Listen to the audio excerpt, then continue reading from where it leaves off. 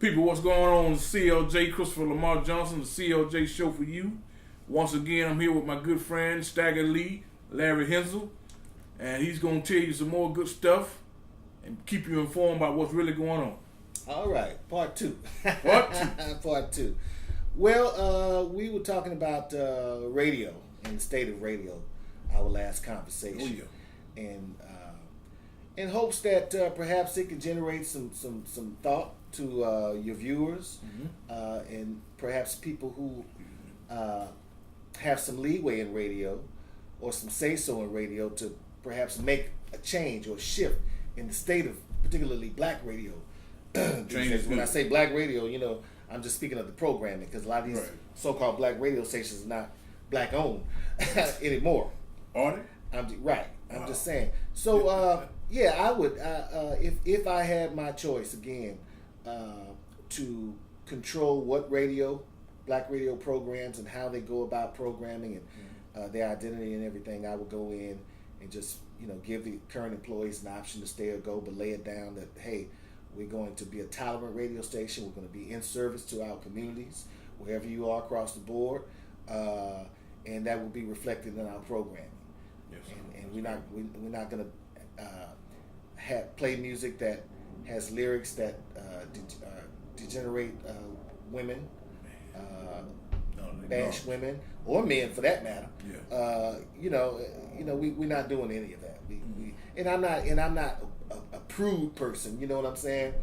I get down with the best of them. You know, I've been around the block quite a few times. However, we both have. There is right now the state of radio is just really, really perverse, and it's just ridiculous. You know, it's just stupid for the sake of being stupid.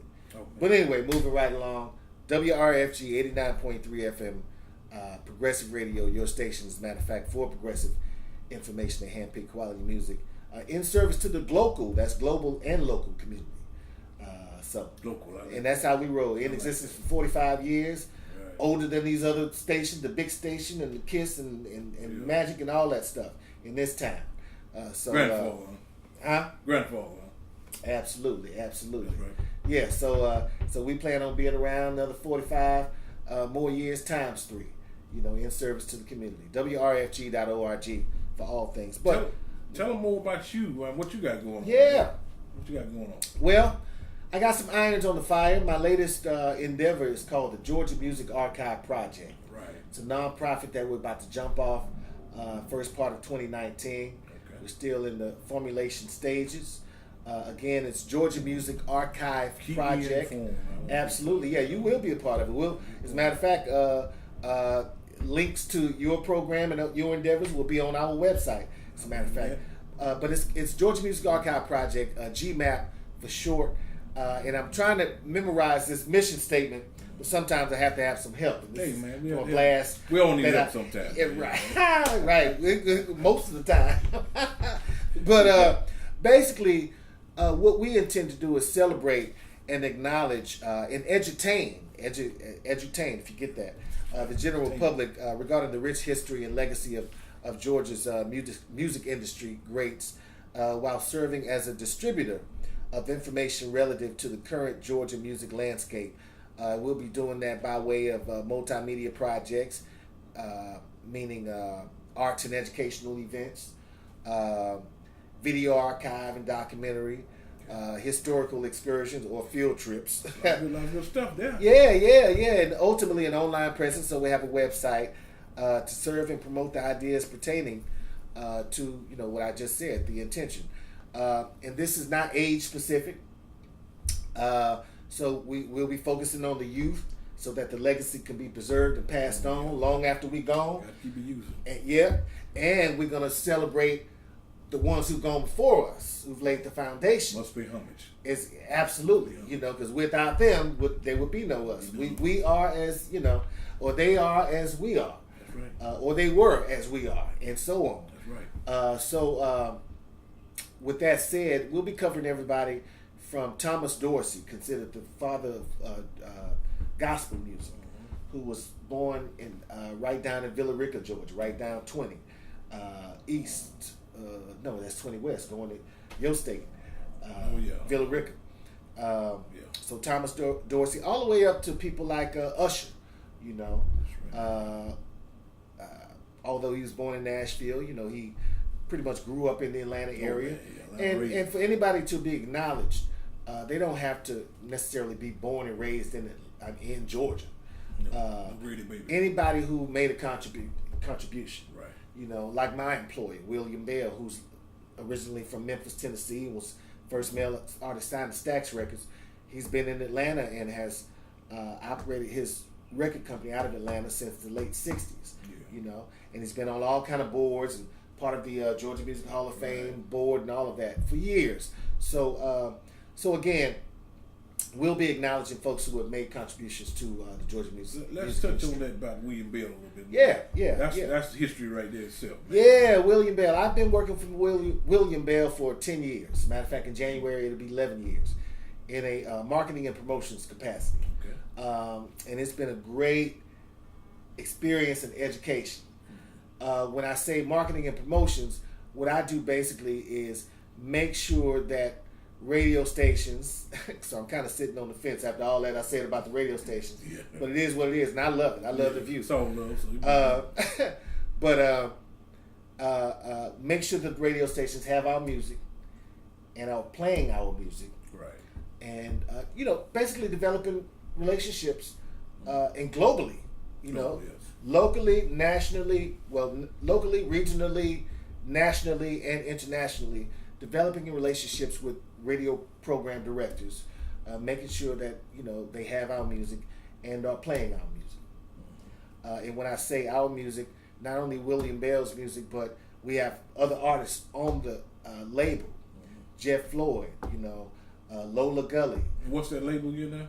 Will Be Records. I didn't say it. Will Be Records. That's William Bell's record label. Will Be Records. WILBE Records. And it's where was it here, right here in Atlanta? It's right here. We're located, operated out of College Park, which is part of the Atlanta metropolitan area. What's the mailing address if I want to mail some music to you? Oh wow, 5436 Riverdale Road, Suite 105, College Park, Georgia, 30349. Again, that's 5436 Riverdale, all one word, Road, Suite 105, College Park, Georgia, 30349. It's been an education I couldn't pay for, though, man. This man has been in the business for well over 50 years. He'll be celebrating his 80th birthday next year, and still kicking ass on the stage. As a matter of fact, in a few weeks we're going to kick off the Savannah Music Festival down in Savannah, Georgia. He's got a hell of a show. I need to ride down and see that with y'all. Yeah, man. And if you'd like to see some video footage, perhaps WilliamBell.com, WilliamBell.com. But I mentioned again, I serve as a director of marketing and promotion. Now, because we're a mom and pop operation, it's three of us that work in the office. The CEO, Mr. Bell, Jeanette, who has designed a lot of the cover artworks for the CDs, and she handles so much more stuff. She's a videographer as well, and a visual artist, and a photographer, one hell of a photographer. Is she a point of contact with me if somebody want to call in? No. Go through. Actually, I'm pretty much the buffer at the office. Okay, so then he contact you then, right? With Mr. Bell and or her. Okay. Yeah, call in, ask for Larry Eaglin. Not Stagga Lee in this capacity. What's the number again? 770-996-1500. 770-996-1500. You can call and ask for me, Larry Eaglin. EAGLIN is in Nancy. That's the office number to Will Be Records. And again, I do marketing and promotions there, but because we're a mom and pop operation, I've done everything. From merchandise sales to driving to a lot of PRs, raising interviews, which is all a labor of love, you know. A lot of marketing, of course. Road managing, booking, you know, all of that. You know, so it's all a great education. And I came to Atlanta to go to school for this. Right. I dropped out because I was on financial aid, ran out of money. However, when that ended and dropped out, I just said that. When that ended, that's when my real education started in this business of music. So it's all about hands-on. But They call the military OJT. Okay, OJT, on the job training. On the job training. Gotcha. And it's tight, but it's right. Yeah, absolutely. You got a tight crew, but it's tight, but it's right. That's what I'm talking about. That's what I'm talking about. So it's been a great experience. And with that, I mentioned I came to Atlanta to go to school. I'm originally from Houston, Texas. Came to Atlanta to go to school. In that, I met this brother Todd Thomas, now known as Speech, the co-founder of the band Arrested Development. And keep a long story short, I ended up playing guitar on the first 2 Grammy Award winning, I might add, Arrested Development albums. So that's my little claim to fame there. But it's been a great experience. It's been a great ride, and me and Speech, we don't communicate as much. However, we do kind of keep tabs, and I see you. You don't have time. He moves in the spirit of love as I do, and I have a lot of love for him, and I know he has a lot of love for me as well. Yeah. So it's a beautiful thing. I'm proud of him and them. Because Arrested Development, they're still touring, still kicking out music, and I think they just celebrated maybe 25 years, something like that. Because when I first 92, something like that. Yeah, because the first album was released in '92. So yeah. So.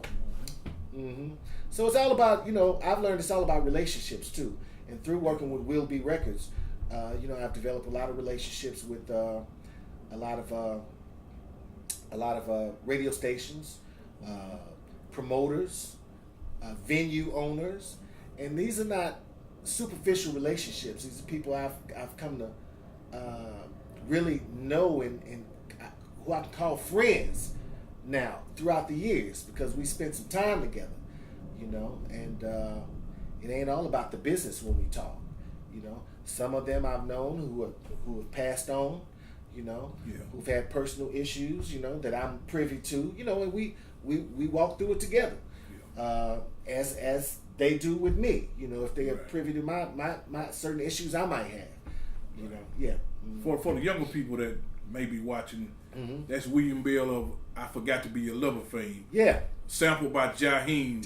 Yeah. Recently, about 10, 15 years ago. But that's where he got it from. Yeah. William Bell, Stax Records. Absolutely. Songwriter for a lot of great hits. Many of the hits like I Forgot. Every Day Would Be Like a Holiday, with Christmas song. Every Day Would Be Like a Holiday. Trying to Love Too. That was his Trying to Love Too. Yeah. Ain't Easy to do. Yeah. Words to the Wise. Yeah. Born Under the Bad Sign. As well, he co-wrote with Booker T. Jones of Booker T and the MGs, made popular by Albert King and others. But Albert King was the man that made that popular. That's one of the most covered songs in quote unquote rock and roll. What's some of his new stuff he got out? His last album was released in 2016. Okay, yeah. I want to say June of 2016. June 4th to be exact. I know that date because that's what I do there. Right. I'm the one who, boom, dropped it along with the record company. But that was called This Is Where I Live. Several years ago, he had a song around 2012 or something like that called Honey from a Bee. Yeah. I love that song. That was rocking that. Yeah. Honey from a Bee. Yeah, that's the banger there. Honey from a Bee. That's the banger there. He has some, and that's great because you dig deep in them crates. Oh yeah, man. Honey from a Bee and stuff like Lifestyles of the Poor and Unknown, some of his less known music. There's some good stuff. I'm gonna tell you what not to cut you. What got me following him because being who I am and my people listen to music a lot. Yeah. My mother used to play an old record by him after Otis Redding died called Tribute to the King. Yeah. And I used to listen to my mom used to listen to that record all the time. And I still have it today. That's when I got into William Bell. Yeah. Tribute to a King. Mr. Bell and Otis Redding, the late great Otis Redding, were really tight. Yeah.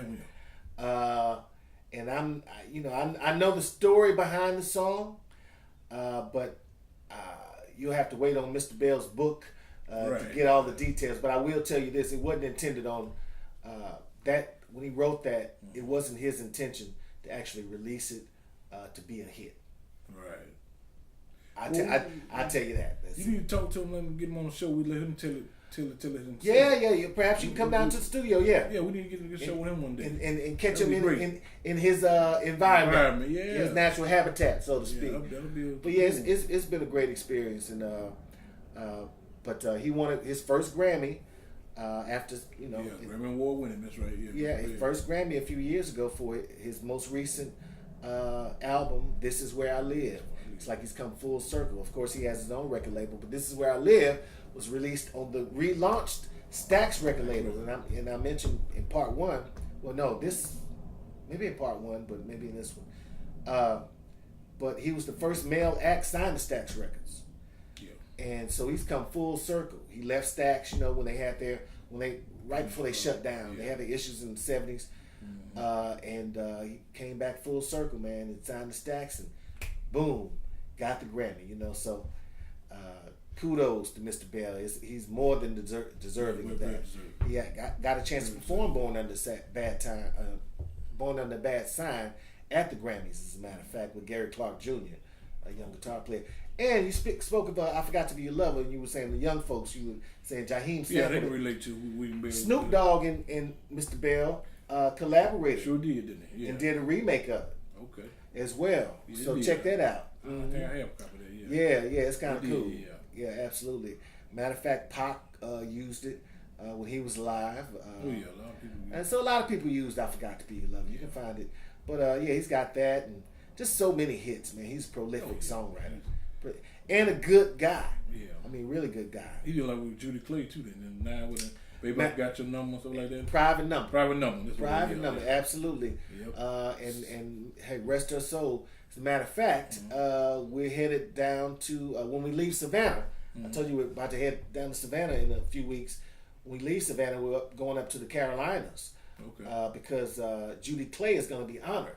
Okay. Of course, posthumously. Because she's no longer in this realm, but when did she die? I don't remember when she died. Ooh, man, it escapes me right now. Yeah. But we have the internet at our fingertips. All you have to do is Google do a search. But so we're going up there to be a part of that tribute to her and acknowledgement of her contributions. And he will perform, I'm sure, with another woman filling in for Judy. They're gonna do Private Number and some other things. Yeah, you spoke about the Private Number. Also, come to my mind for other younger fans too that may be watching. Mm-hmm. If anybody remember, it's a rapper Forte out of Oakland, California. Yeah. 1994, he sampled. Yeah. Rapping Forte. What you know about that, man? Man, I'm a music man. Okay. Going out to he sampled to the Yate area. Players Club. Yeah. He sampled Private Number. Yeah. Where you got that sample from? So you went out to the Bay, the Bay or the Yate area. I'm talking about. All right, Rapping Forte. That's why I'm the music man. Is he still alive? I didn't heard him dying. I think he went back to jail one time. Then okay. He got back out. I think. Okay, gotcha. Yeah, Rapping Forte. He sampled that. He sampled that William Bell and also. Yeah. And Every Day Will Be Like a Holiday is a highly sampled song as well. I love that song. It's like a regular song. Yeah. It's so smooth, man. Absolutely. So we're looking forward to big things. Things from Mr. Bell in 2019 and beyond. Yeah.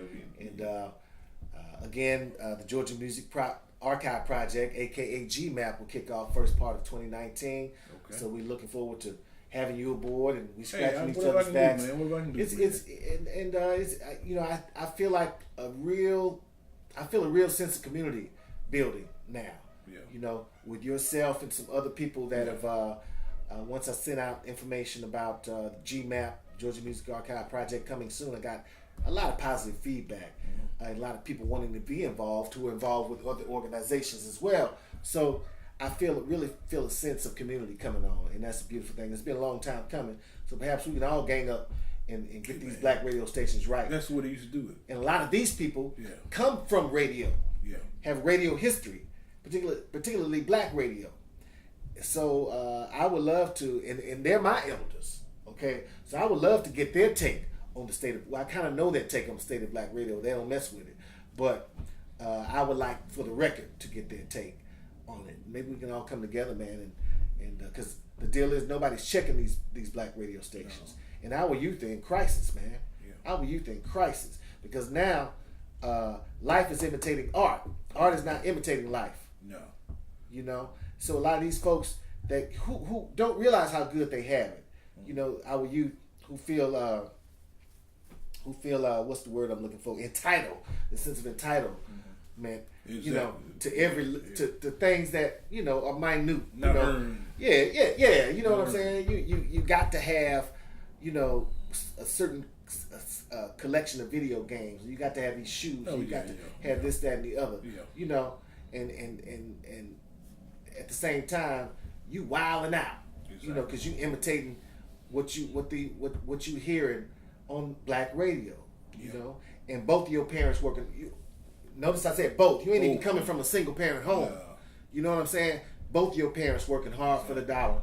You know, and you're messing up the legacy, man. The village is gone. Yeah, you know what I'm saying? Yeah. And neighbors ain't looking out anymore because they don't know who'll get offended, who mom and daddy crazy. Yeah. You ain't gonna tell me how to raise my, you know, all that. So we just we have a sickness going on. They got to be afraid of the kids nowadays. The kids, they're killing mom and dad, so they don't care about the neighbor. The neighbor might get shot. Yeah. So we need to get that sense of community back, man. You know, it takes a village, you know, and the deal is it goes back to one of the things is music that's emanating from the radio. Yeah. We learn a lot through music. Yeah. You go back to like people like broadcasters, black radio broadcasters, who were always in the community. Mm-hmm. You know, people would almost listen to the broadcasters before they listened to their parents. You know, but what they were saying was right in line with what the parents were saying. Right. You know, nowadays, you know, these a lot of these announcers in black radio want to be like the rappers that they, you know, thugging, that they play. Yeah, thugging and always in some mess. Right. Always in some mess. Right. On social media arguing with somebody. Right. Showing hate instead of love. Yeah, that's crazy to me. And you talking about people 40, 50, 60 years old now. And so we're living in a different climate. I was reading something today, and I mentioned the name Jada Pinkett has stopped feuding with somebody. I'm like, what the, you know, what? That's the this is amazing. That's the highlight of most. And all these comedians going back and forth. Oh yeah. This is crazy. We've gotten to a certain level, and it's sad. We got to a certain level, and you have these black comedians going back and forth on YouTube and on the radio, and I'm like, wow, this is unbelievable. And I remember, and I'll quote this guy, this brother. He was talking about just that in a highly recommended DVD called Freestyle. It's about hip hop, the origins of hip hop on up to the present. It's fantastic. Oh, that's been out for a while. Yeah, it's been fantastic. But this brother in it was talking about the beef, and I think that's the video it comes from. But they had several. He said, "Can you imagine? You know, Marvin and Smokey, you know, having beef and going at it at the Grammys or something like that. You know what I'm saying? So now it's, you know, so we laughed at it then, but now it's a reality. Yeah, man. With these comedians, can you imagine? You know, Richard Pryor and Bill Cosby going at it. No, man. You know, really? No. You know, they would sit down and eat dinner or something over the Right. Got a Coke over it. Right. Eddie Murphy and Martin Lawrence going at it. Nah. They would have on stage. They would have went at it. You know, I mean, roasting. That's the art. Yeah, it's art. Yeah. Where they could have got paid. But I'm talking about really going at it. No. But that's what we have now. Yeah, man. And the streets, in the streets now. Yeah. So it's a sickness, man. And again, it goes back to radio, brother. I mean, a lot of it goes back to radio. Radio programming is just that. That's why they call it programming. You have the power to influence. Use it for good. Well, if you had one message that you could get worldwide out, because we're international, and at one time you had everybody tune in and listen to you, the one message you had, what to the youth? What would you say to the youth first? Take your time. Take your time. Take your time. Yeah. Time is all we have if we're lucky. Yeah, I agree with that. And that's your biggest asset, especially when we're talking about giving time to our elders. We don't think about it now, about the people we lost, No. grandparents, great-grandparents, whatever. But when we're young, you know, a lot of the times we ain't thinking about the time that they want. You know what I'm saying? That we don't, you know, that they require. Oh, yeah. When you're young, you're moving so much, you know, hey grandmama, kiss, and then you right back out. But time is your biggest asset. Yeah, I wish I had my grandmother now. You know, and to spend time. We don't understand that. So to the youth again, time. Yep. And take your time. Take your time. Your destination will be there upon your arrival. I guarantee it. Take your time though, and stop, you know, being in a rush. Everything is met on time and in divine order. That's right. You know? And if you're in a rush, that might, you know, and you're being, because you feel like you're being stopped from getting to where you feel like you need to be at a certain time. There might be a reason for that. Yeah, it might be a transition. When I say transition, I don't like to use the term death, but it might be death waiting on you if you get there on your time. Yeah, it could be. Might be something holding you back for a reason, slowing you down. You're right. You know, how many times have you walked into or pulled up on an accident? Yeah. It was like, wow. If I would have left a little earlier, boom, that could have been me. Mm-hmm. You know, so. Again, my message to the youth is take your time. Take your time. Okay, what about the fellow broadcasters out there? Someone trying to break into business right now. Right. How to do it right. Wow. Well, rule number one, there are no rules. But develop relationships with people that are already in the business. That's right. And when I say that, maybe, you know, inquire about kind of shadowing somebody.